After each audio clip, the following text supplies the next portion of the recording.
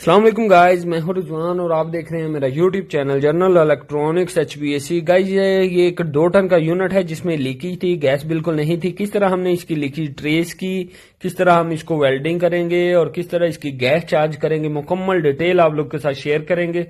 उससे पहले गाइज जो हमारे साथ नए हैं उनसे रिक्वेस्ट है कि चैनल को सब्सक्राइब कर लें, बेल आइकन को प्रेस करके ऑल जरूर प्रेस कर लें ताकि हर आने वाली वीडियो का नोटिफिकेशन आप लोग को मिल सके। तो गाइज ये 2 टन का यूनिट है, 2 टन का आउटडोर है, डॉलेंस कंपनी का ये यूनिट है। इसको हमने पूरा ओपन किया, हर तरफ से चेकिंग किया और यहां से हमने इसमें प्रेशर डाला था। इसमें बिल्कुल हमने जब गैस चेक की तो बिल्कुल जीरो गैस थी। फिर यहां से ही हमने ना कोई एलकी ओपन की ना कोई बंद की, सिर्फ यहां से हमने प्रेशर डाला। अभी भी इसमें प्रेशर मौजूद है। मैं आपको लीक भी दिखाता हूं कहां पे लीकेज है। यहां पे इसकी लीकेज है, मैं आपको थोड़ा वाजे करके दिखाता हूं। कंपनी का टांका ही लीक है। कंपनी का टांका पीछे की साइड में थोड़ा लगा ही नहीं और हल्की हल्की लीक होते होते गैस जो है वो बिल्कुल खत्म हो गई थी। तो यहां पे ही इसकी लीकेज है। इस लीकेज को हम रिपेयर करेंगे, उसके बाद हम इसमें गैस चार्ज करेंगे, इसको वैक्यूम करेंगे। मुकम्मल डिटेल जो है वो किस तरह हम इसे प्रॉपर रन करेंगे वो आप लोगों के साथ शेयर करेंगे। तो सबसे पहले हमने इसमें से प्रेशर जो हमने डाला हुआ है वो निकालना है, क्योंकि हमने इसमें वेल्डिंग करनी है, टांका लगाना है जहां पे लीकेज है। तो इसका हम पाइप ओपन कर देंगे, सिर्फ प्रेशर निकालने के लिए नहीं, थोड़ा ओपन करेंगे, बिल्कुल पाइप को वाल के साथ उससे उतार ही देंगे। क्योंकि जब हम वेल्डिंग करते हैं अगर पाइप लगा रहे चाहे इसमें प्रेशर ना ही हो तो हीट से अंदर थोड़ा बहुत प्रेशर बन जाता है और टांका लगना मुश्किल होता है। तो इसलिए सर्किट को एक साइड से लाजिम ओपन करना चाहिए ताकि जो हीट से प्रेशर वगैरह बने वो इजीली किसी तरफ से बाहर निकल जाए, ताकि टांका जो है वो इजीली लग सके। इसलिए हम ये पाइप को बिल्कुल ओपन करके साइड में कर देंगे ताकि जो हीट वगैरह है वो निकल सके। और फिर इसको अब हम टांका लगाएंगे। पाइप ओपन हो गया है हमारा, इसको हम वेल्डिंग करेंगे। वेल्डिंग करने के लिए हमने ये छोटी टार्च जो है वो रखी हुई है, ये आप देख सकते हैं। इजीली हम इसके साथ कोई भी पाइप जो है वो वेल्डिंग कर सकते हैं। वो बड़े सिलेंडर और बड़ी टार्च उठाने की, और ये ऑलमोस्ट दूसरे सेकंड फ्लोर के छत में है हम लोग, तो इतनी ऊपर लेके जाना है सिलेंडर और वेल्डिंग वो थोड़ा डिफिकल्ट होता है। तो इसलिए हमने ये टार्चें रखी हुई हैं, इजीली इसके साथ हम वेल्डिंग कर देते हैं। हमारी जो वर्कशॉप है वो लाला मूसा सिटी में है, जो कि गुजरात एरिया के नजदीक है। तो ये जो यूनिट है ये यहाँ एक जंजुआ कॉलेज है उसके रूफ पे लगा हुआ है। तो इसको हम वेल्डिंग कर रहे हैं।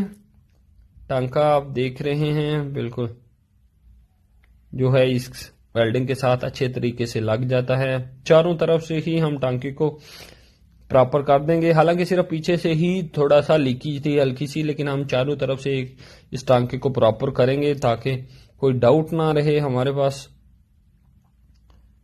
तो ये बत्ती जो है ये वेल्डिंग जो है ये इजीली वेल्डिंग कर सकती है किसी भी पाइप को। कंप्रेसर भी इजीली इसके साथ हम लोग रिप्लेस करते हैं, कोई डिफिकल्टी या मुश्किल वाली बात नहीं है। ये ऑलमोस्ट हमारा टांका जो है वो लग चुका है, ये आप देख रहे हैं। हमारा टांका जो है वो प्रॉपर बिल्कुल अच्छे तरीके से लग चुका है। अब बारी है इस यूनिट को वैक्यूम करने की, क्योंकि हमने प्रेशर डाल के पूरे यूनिट को ही चेक किया था तो कहीं भी और लीकेज नहीं मिली, यहाँ ही बस लीकेज थी। और यूनिट भी कोई ज्यादा पुराना नहीं है कि कहीं और लीकेज होने का चांस हो, तो इसलिए जो लीकेज थी वो हमें मिल गई थी। अब हम दोबारा इसमें प्रेशर डालने की जरूरत नहीं है। इसको हम वैक्यूम करेंगे। सबसे पहले तो हम ये पाइप जो है ये वापस लगाएंगे, यहाँ पे अच्छे तरीके से इसको टाइट करेंगे।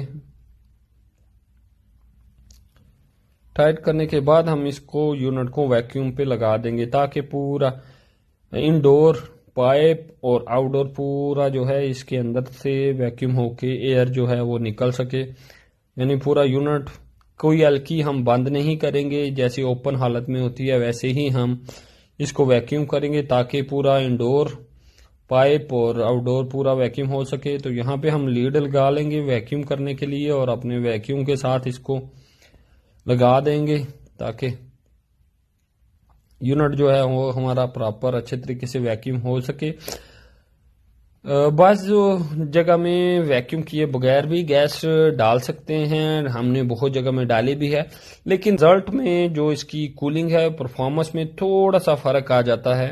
तो इसलिए अगर आपके पास वैक्यूम हो तो प्रॉपर वैक्यूम करके फिर इसमें गैस डालें। उससे क्या होगा कि आपका रिजल्ट जो है वो 100% आएगा और कूलिंग जो है वो काफ़ी फास्ट रहेगी। तो इसीलिए हम इस यूनिट को प्रॉपर वैक्यूम कर रहे हैं। हमारे पास वैक्यूम अवेलेबल था। अगर आपके पास नहीं है तो फिर आप विदाउट वैक्यूम भी गैस डाल सकते हैं, पर्च वगैरह करके पाइपों को। उस पर ऑलरेडी हमने काफ़ी सारी वीडियो बनाई हुई हैं विदाउट वैक्यूम। तो लेकिन इस यूनिट को हमारे पास वैक्यूम अवेलेबल था, इसलिए हम इसको वैक्यूम करेंगे।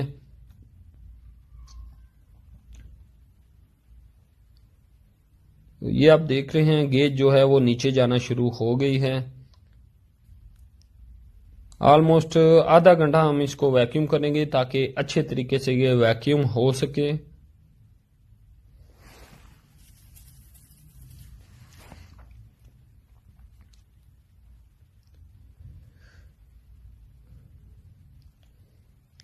तो गाइस आप देख सकते हैं ये ऑलमोस्ट फुल नीचे जा चुकी है, आधा घंटा हो चुका है और प्रॉपर वैक्यूम हो गया है। अब हम इसमें गैस चार्ज करेंगे और गैस चार्ज करने के बाद जब इस यूनिट में प्रेशर होगा तो थोड़ा सा हम टांके को भी देख लेंगे। हालांकि देखने की ज़रूरत नहीं है, अल्हम्दुलिल्लाह अच्छे तरीके से टांका लगा हुआ है, लेकिन फिर भी हम एहतियात के तौर पे आप लोग को दिखाने के लिए इसको एक दफ़ा चेक करेंगे। तो वैक्यूम हो चुका है। अब हमने एक लीड सिलेंडर को लगाई, सिलेंडर को ओपन कर दिया और दूसरी ये डबल गेज है इसलिए हम दूसरी साइड से थोड़ी सी हवा निकाल देंगे, यानी पर्च करेंगे, जिसको पर्च करना कहते हैं, वो करके गैस हमने खोल दी है। इसमें गैस जो है यूनिट में जाना शुरू हो गई है।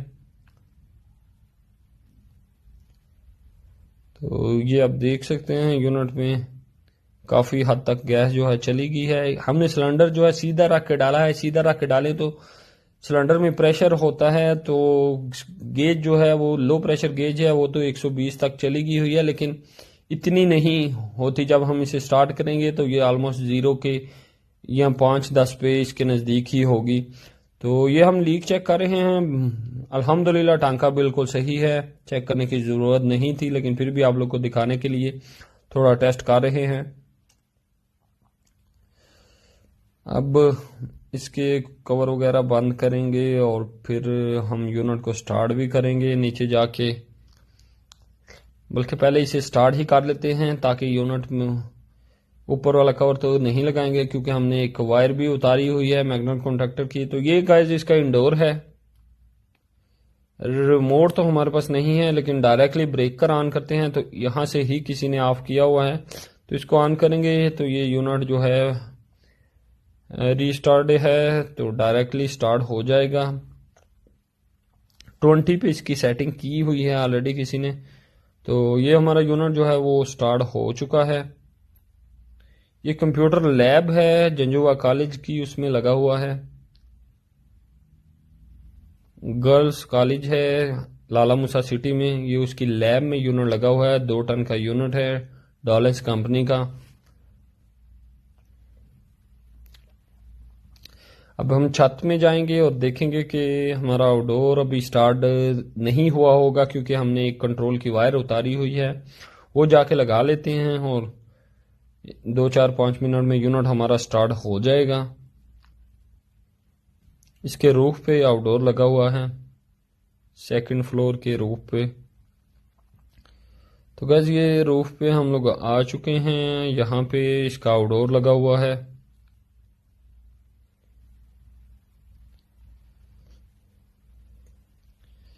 जी अभी तक आउटडोर स्टार्ट नहीं हुआ, क्योंकि हमने कंट्रोल की वायर ही उतारी हुई है। तो कंट्रोल की वायर हम लगा देते हैं, मैग्नेट कॉन्टैक्टर के साइड से हमने इसको उतारा हुआ है। यहाँ से हमने ये वायर उतारी हुई है, तो ये वायर लगाएंगे और फिर इसका कुछ 1-2 मिनट बाद, अभी तक कंट्रोल नहीं आई, तो 1-2 मिनट बाद ये स्टार्ट हो जाएगा। तो गाइस यूनिट हमारा स्टार्ट हो चुका है।